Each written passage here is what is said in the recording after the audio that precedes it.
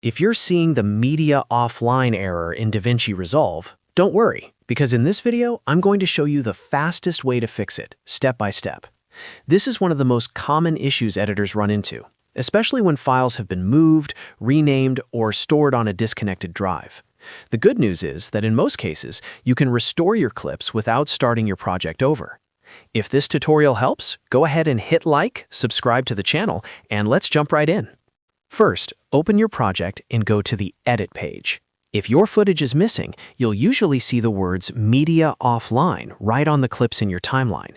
That means DaVinci Resolve can't find the original video files, or the path to them is no longer correct. Before you do anything else, make a mental note that this can happen for a few reasons.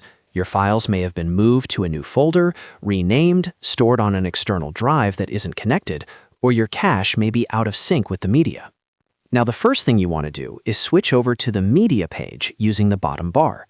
We're doing this because the Media page gives you better control over your source files and file paths. Once you're there, look for the offline clips in the Media pool. These are the clips Resolve is having trouble locating. Next, right-click on the offline clips and choose Relink Selected Clips.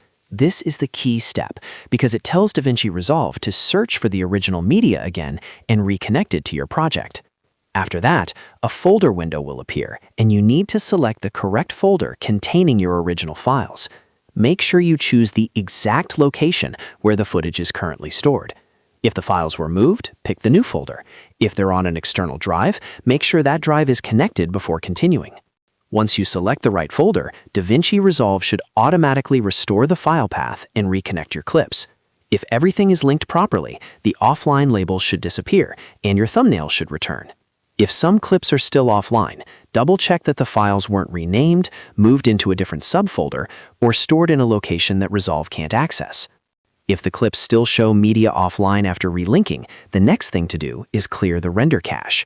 Go up to Playback, then choose Delete Render Cache and click All.